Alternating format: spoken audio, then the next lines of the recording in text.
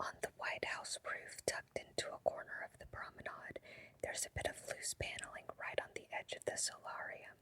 If you tap it just right, you can peel it back enough to find a message etched underneath, with the tip of a key or maybe a stolen West Wing letter opener. In the secret history of first families, an insular gossip mill sworn to absolute discretion about most things on pain of death, there's no definite answer for who wrote it. The one thing people seem certain of is that only a presidential son or daughter would have been daring enough to deface the White House. Some swear it was Jack Ford, with his Hendrix records and split-level room attached to the roof for late-night smoke breaks. Others say it was a young Lucy Johnson, thick ribbon in her hair. But it doesn't matter. The writing stays a private mantra for those resourceful enough to find it. Alex discovered it within his first week of living there. He's never told anyone how. It says, rule number 1, don't get caught. The east and west bedrooms on the second floor are generally reserved for the first family. They were designated as one giant state bedroom for visits from the Marquis de Lafayette in the Monroe administration. But eventually they were split. Alex has the east across from the treaty room, and June uses the west next to the elevator.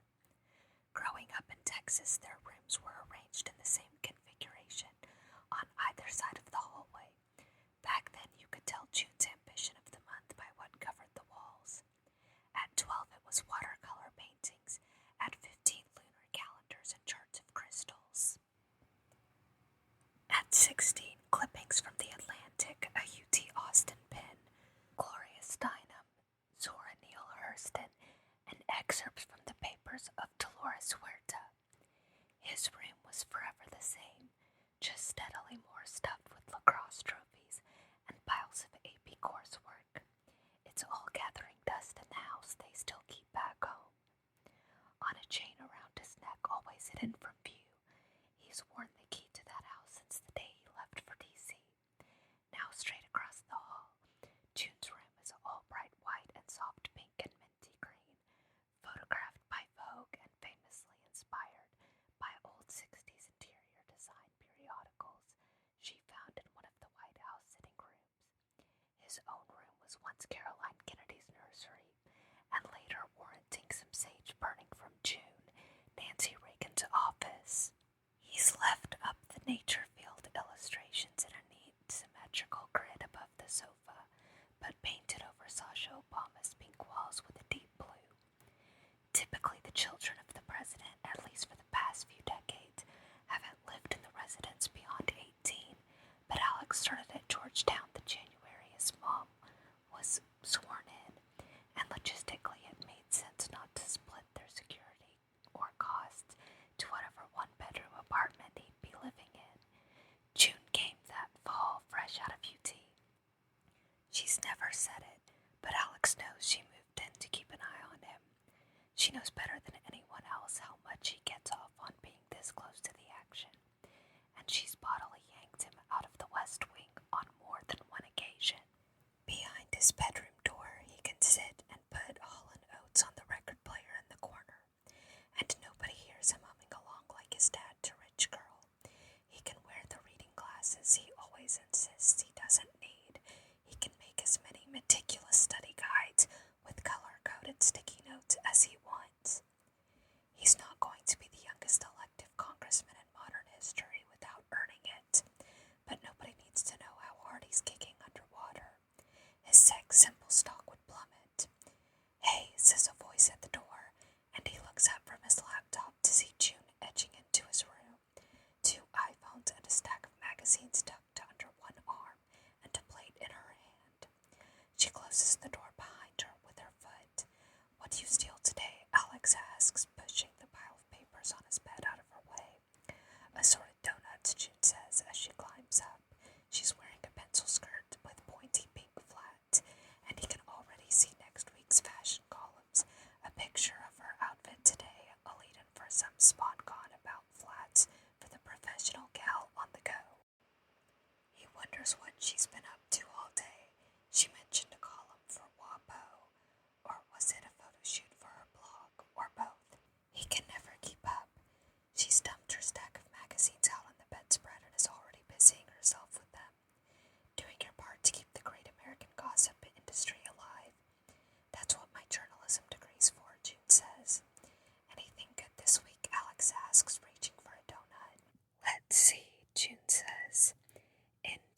says I'm dating a French model.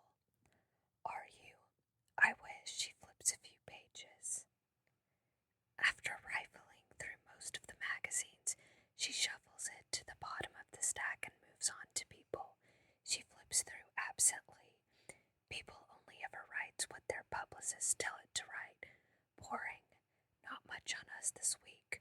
Oh, I'm a crossword puzzle clue. Following their tabloid coverage is something of an idle hobby of hers, one that in turn amuses and annoys their mother, and Alex is narcissistic enough to let June read him the highlights. They're usually either complete fabrications or lines fed from their press team, but sometimes it's just funny. Given the choice, he'd rather read one of the hundreds of glowing pieces of fan fiction about him on the internet. The up to 11 version of himself with devastating charm and unbelievable physical stamina. But June flat out refuses to read those aloud to him, no matter how much he tries to bribe her. Do Us Weekly, Alex says. June digs it out of the stack. Oh, look, we made the cover this week. She flashes the glossy cover at him, which has a photo of the two of them inlaid in one corner. June's hair pinned on the top of her head, and Alex looking slightly overserved but still handsome. All jawline and curls. Below it in bold letters, the headline reads, First Siblings, Wild NYC Night. Oh yeah, that was a wild night, Alex says, reclining back against the tall leather headboard and pushing his glasses up his nose. 2 whole keynote speakers, nothing sexier than shrimp cocktails and an hour and a half of speeches on carbon emissions. It says here you had some kind of tryst with a mystery brunette, June reads. Though the first daughter was whisked off by limousine to a star-studded party shortly after the gala, 21-year-old heartthrob Alex was snapped sneaking into the W Hotel to meet a mystery brunette in the presidential suite and leaving around 4 a.m.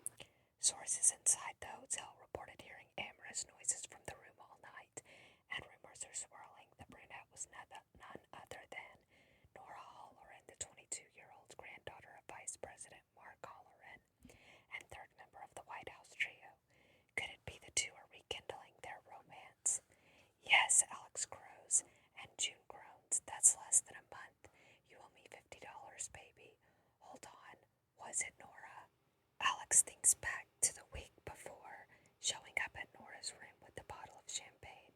Their thing on the campaign trail a million years ago was brief, mostly to get the inevitable over with. They were 17 and 18 and doomed from the start, both convinced they were the smartest person in any room. Alex has since conceded Nora is 100% smarter than him, and definitely too smart to have ever dated him. It's not his fault the press won't let it go, though, that they love the idea of them together as if they're modern-day Kennedys. So if he and Nora occasionally get drunk in the hotel rooms together watching the West Wing and making loud moaning noises at the wall for the benefit of nosy tabloids, he can't be blamed, really. They're simply turning an undesirable situation into their own personal entertainment. Scamming his sister is also a perk. Maybe, he says, tracking out the vowels. June swats him with the magazine like he's an especially obnoxious cockroach. Bet to bed, Alex tells her. We said if there was a new rumor in a month, you'd owe me $50. I take Venmo. I'm not paying. June huffs. I'm gonna kill her when we see her tomorrow. What are you wearing, by the way? For what? The wedding. Whose wedding? The royal wedding, June says, of England. It's literally on every cover I just showed you. She holds up Us Weekly again, and this time Alex notices the main story in giant letters. Prince Philip says I do, along with a photograph of an extremely nondescript British heir, and his equally nondescript blonde fiancée smiling blandly. He drops his donut in a show of devastation. That's this weekend. Alex, we leave in the morning, June tells him. We've got 2 appearances before we even go to the ceremony. I can't believe Zara hasn't climbed up your ass about this already. Shit, he groans. I know I had that written down. I got sidetracked. What, by conspiring with my best friend against me in the tabloids for $50? No, with my research paper, smartass, Alex says, gesturing dramatically at his pile of notes. I've been working on it for Roman political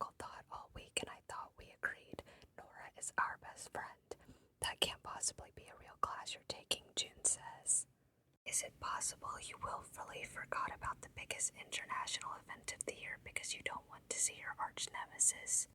June, I'm the son of the President of the United States. Prince Henry is a figurehead of the British Empire. You can't just call him my arch nemesis, Alex says. He returns to his donut, chewing thoughtfully, and adds, arch nemesis implies he's actually a rival to me on any level and not, a stuck-up product of inbreeding who probably jerks off to photos of himself. Woof. I'm just saying. Well, you don't have to like him, you just have to put on a happy face and not cause an international incident at his brother's wedding. Bug, when do I ever not put on a happy face? Alex says. He pulls a painfully fake grin, and June looks satisfyingly repulsed. Ugh, anyway, you know what you're wearing, right? Yeah, I picked it out, and Zara approved it last month. I'm not an animal. I'm still not sure about my dress, June says. She leans over and steals his laptop away from him, ignoring his noise of protest. Do you think the maroon or the one with the lace? Lace, obviously, it's England. And why are you trying to make me fail this class, he says, reaching for his laptop only to have his hand swatted away. Go curate your Instagram or something. You're the worst. Shut up, I'm trying to pick something to watch. Ooh, you have Garden State on your watch list. Wow, how's film school in 2005 going? I hate you. I know.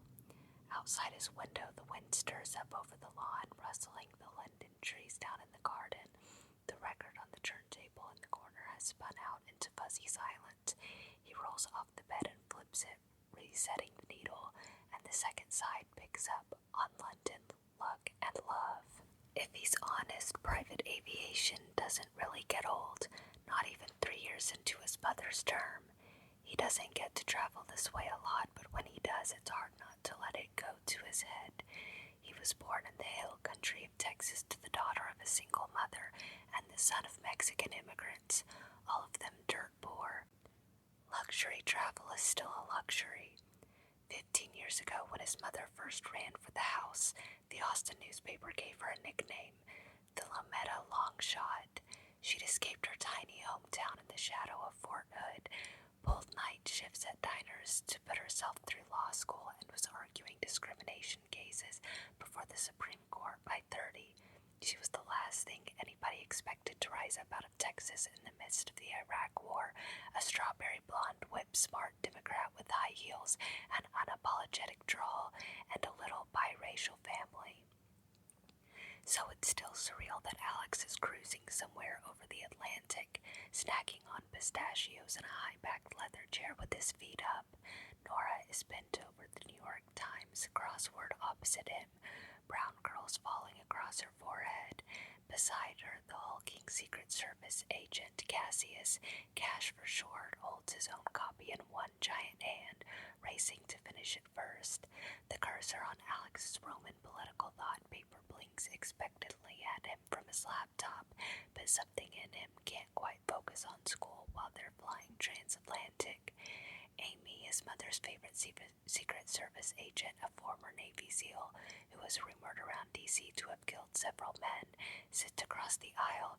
She's got a bulletproof titanium case of crafting supplies open on the couch next to her, and is serenely embroidering flowers onto a napkin. Alex has seen her stab someone in the kneecap with a very similar embroidery needle, which leaves June next to him, leaning on one elbow with her nose buried in the issue of People she's inexplicably brought with them. She also chooses the most bizarre reading material for flight. Last time, it was a battered old Cantonese phrase book. Before that, Death Comes for the Archbishop. What are you reading in there now? Alex asks her. She flips the magazine around so he can see the double-page spread titled Royal Wedding Madness. Alex groans. This is definitely worse than Willa Cather. What? She says. I want to be prepared for my first ever royal wedding. You went to prom, didn't you? Alex says. Just picture that, only in hell, and you have to be really nice about it. Can you believe they spent $75,000 just on the cake? That's depressing. And apparently Prince Harry is going sans date to the wedding, and everyone is freaking out about it. It says he was, she FX a comical English accent, rumored to be dating a Belgian heiress last month, but now followers of the prince's dating life aren't sure what to think. Alex snorts. It's insane to him that there are legions of people who follow the intensely dull dating lives of the royal siblings. He understands why people care where he puts his own tongue. At least he has personality.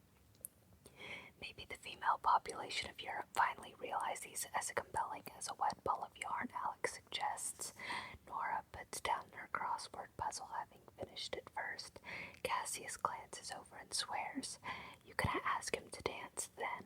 Alex rolls his eyes, suddenly imagining twirling around a ballroom while Henry drones sweet nothings about croquet and fox hunting in his ear.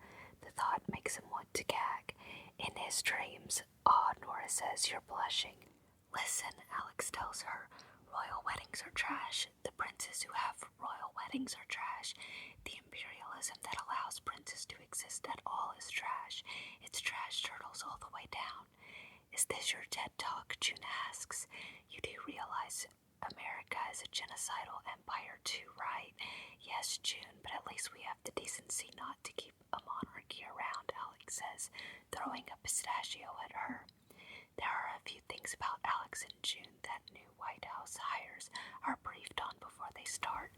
June's peanut allergy, Alex's frequent middle-of-the-night requests for coffee, June's college boyfriend who broke up with her when he moved to California, but is still the only person whose letters come to her directly, Alex's long-standing grudge against the youngest prince. It's not a grudge, really. It's not even a rivalry. It's prickling, unsettling annoyance. It makes his palms sweat. The tabloids, the world, decided to cast Alex as the American equivalent of Prince Henry from day one, since the White House trio was the closest thing America has to royalty. It has never seemed fair. Alex's image is all charisma and genius and smirking wit, thoughtful interviews, and the cover of GQ at 18. Henry's is placid smiles and gentle chivalry and generic charity appearances, a perfectly blank Prince Charming canvas. Henry's role, Alex thinks, is much easier to play. Maybe it is technically a rivalry, whatever. All right, MIT, he says. What are the numbers on this one? Nora grins. She says, pretending to think hard about it. Risk assessment. FSOTUS failing to check himself before he wrecks himself will result in greater than 500 civilian casualties. 98% probability of Prince Henry looking like a total dreamboat. 78% probability of Alex getting himself banned from the United Kingdom forever. Those are better odds than I expected, June observes. Alex laughs and the plane soars on. London is an absolute spectacle. Crowds cramming the streets outside Buckingham Palace and all through the city, draped in Union Jacks and waving tiny flags over their heads. There are commemorative royal wedding souvenirs everywhere. Prince Philip and his bride's face plastered on everything from chocolate bars to underwear. Alex almost can't believe this many people care so passionately about something so comprehensively dull. He's sure there won't be this kind of turnout in front of the White House when he or June get married one day, nor would he even want it. The ceremony itself seems to last forever, but it's at least sort of nice in a way. It's not that Alex isn't into love or can't appreciate marriage. It's just that Martha is a perfectly respectable daughter of nobility and Philip is a prince. It's as sexy as a business transaction. There's no passion, no drama. Alex's kind of love story is much more Shakespearean. It feels like years before he settled at a table between June and Nora inside a Buckingham Palace ballroom for the reception banquet, and he's irritated enough to be a little reckless. Nora passes him a flute of champagne and he takes it gladly. Do either of y'all know what a viscount is? June is saying halfway through a cucumber sandwich. I've met like 5 of them and I keep smiling politely as if I know what it means when they say it. Alex, you took comparative international governmental relational things. Whatever. What are they? I think it's that thing when a vampire creates an army of crazed sex waifs and starts his own ruling body, he said. That sounds right, Nora says. She's folding her napkin into a complicated shape on the table, her shiny black manicure glinting in the chandelier light. I wish I were a viscount, June says. I could have my sex waifs deal with my emails. Are sex waifs good with professional correspondence? Alex asks. Nora's napkin has begun to resemble a bird. I think it could be an interesting approach. Their emails would be all tragic and wanton. She tries on a breathless, husky voice. Oh, please, I beg you. Take me to lunch to discuss fabric samples, you beast. Could be weirdly effective, Alex notes. Something is wrong with both of you, June says gently. Alex is opening his mouth to retort when a royal attendant materializes at their table like a dense and dour-looking ghost in a bad hairpiece. Miss Claremont Diaz says the man who looks like his name is probably Reginald or Bartholomew or something. He bows and miraculously his hairpiece doesn't fall off into June's plate. Alex shares an incredulous glance with her behind his back. His Royal Highness Prince Henry wonders if he would do him the honor of accompanying him for a dance. June's mouth freezes halfway open, caught on a soft vowel sound, and Nora breaks out into a shit-eating grin. Oh, she'd love to, Nora volunteers. She's been hoping he'd ask all evening. June starts and stops, her mouth smiling even as her eyes slice at Nora. Of course, that would be lovely. Excellent, Reginald Bartholomew says, and he turns and gestures over his shoulder, and there Henry is in the flesh as classically handsome as ever, in his tailored three-piece suit, all tousled sandy hair and high cheekbones and a soft, friendly mouth. He holds himself with innately impeccable posture as if he emerged fully formed and upright out of some beautiful Buckingham Palace posy garden one day. His eyes lock on Alex's and something like annoyance or adrenaline spikes in Alex's chest. He hasn't had a conversation with Henry in probably a year. His face is still infuriatingly symmetrical. Henry deigns to give him a perfunctory nod as if he's any other random guest, not the person he beat to a Vogue editorial debut in their teens. Alex blinks, seethes, and watches Henry angle a stupid chiseled jaw toward June. Hello, June, Henry says, and he extends a gentlemanly hand to June, who is now blushing. Nora pretends to swoon. Do you know how to waltz? I'm sure I could pick it up, she says, and she takes his hand cautiously, like she thinks he might be pranking her, which Alex thinks is way too generous to Henry's sense of humor. Henry leads her off to the crowd of twirling nobles. So is that what's happening now? Alex says, glaring down at Nora's napkin bird. Has he decided to finally shut me up by wooing my sister? Aw, little buddy, Nora says. She reaches over and pats his hand. It's cute how you think everything is about you. It should be, honestly. That's the spirit. He glances up into the crowd where June is being rotated around the floor by Henry. She's got a neutral, polite smile on her face, and he keeps looking over her shoulder, which is even more annoying. June is amazing. The least Henry could do is pay attention to her. Do you think he actually likes her, though? Nora shrugs. Who knows? Royals are weird. Might be a courtesy or... Oh, there it is. A royal photographer has swooped in and is snapping a shot of them dancing. One Alex knows will be leaked to Hello next week. So that's it then. Using the first daughter to start some idiotic dating rumor for attention. God forbid Philip gets to dominate the news cycle for 1 week. He's kind of good at this, Nora remarks. Alex flags down a waiter and decides to spend the rest of the reception getting systematically drunk. Alex is never told, will never tell anyone, but he saw Henry for the first time when he was 12 years old. He only ever reflects upon it when he's drunk. He's sure he saw his face in the news before then, but that was the first time he really saw him. June had just turned 15 and used part of her birthday money to buy an issue of a blindingly colorful teen magazine. Her love of trashy tabloids started early. In the center of the magazine were miniature posters you could rip out and stick up in your locker. If you were careful and pried up the staples with your fingernails, you could get them out without tearing them. One of them, right in the middle, was a picture of a boy.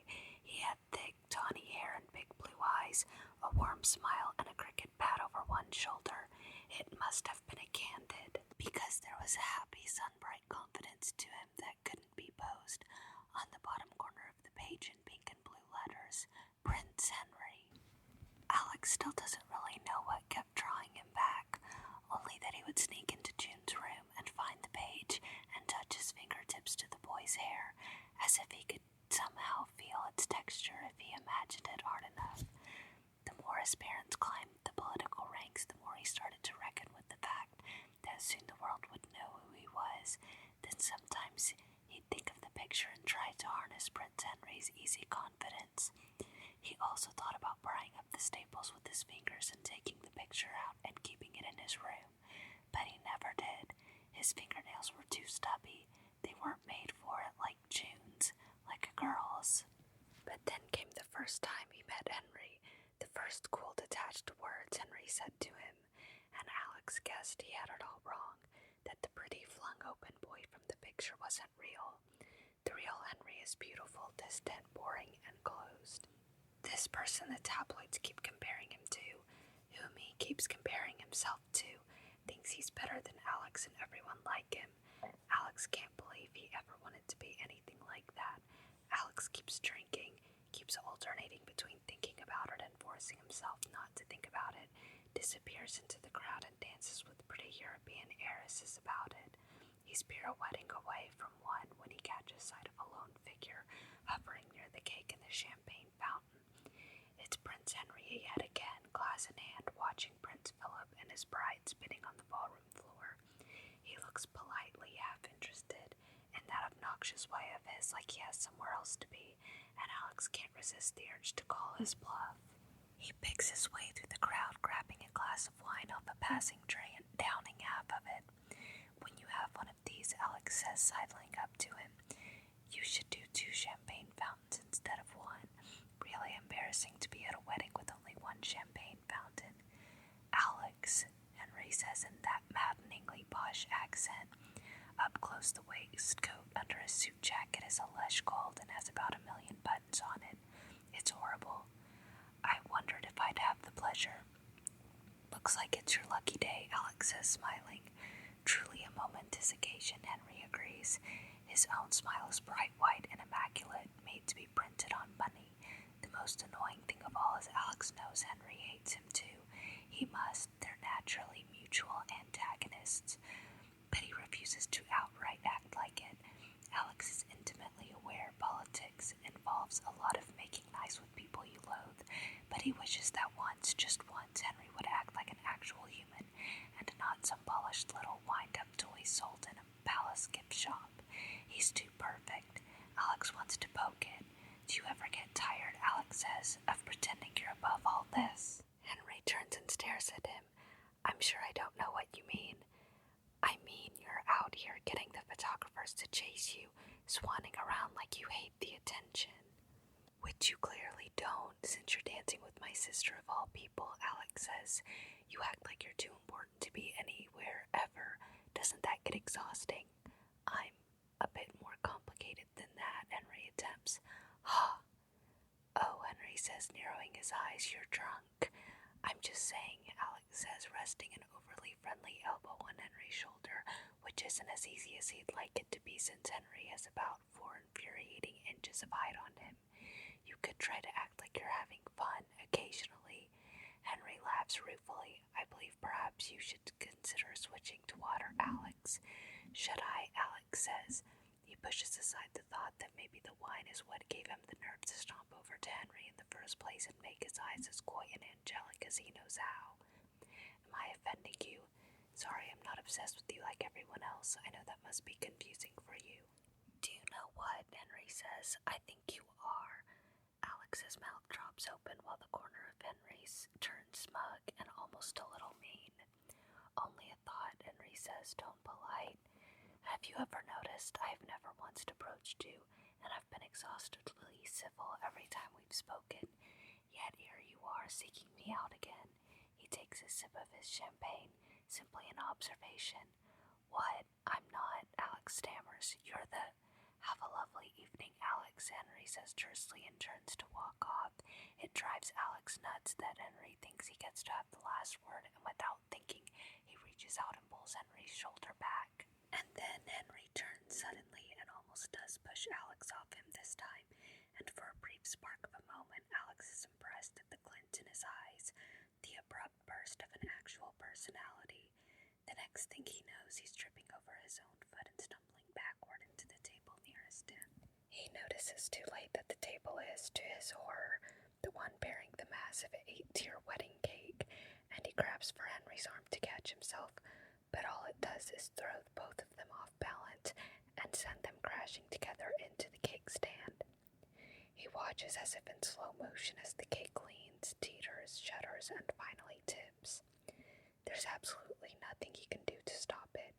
It comes crashing down onto the floor in an avalanche of white buttercream, some kind of sugary $75,000 nightmare. The room goes heart-stoppingly silent as momentum carries him and Henry through the fall and down onto the wreckage of the cake on the ornate carpet, Henry's sleeve still clutched in Alex's fist. Henry's glass of champagne is spilled all over both of them and shattered, and out of the corner of his eye, Alex can see a cut across the top of Henry's cheekbone beginning to bleed. For a second, all he can think as he stares up at the ceiling while covered in frosting and champagne is at least Henry's dance with June won't be the biggest story to come out of the royal wedding. His next thought is that his mother is going to murder him in cold blood. Beside him, he hears Henry mutter slowly, "Oh my fucking Christ." He registers dimly that it's the first time he's ever heard the prince swear before the flash from someone's camera goes off.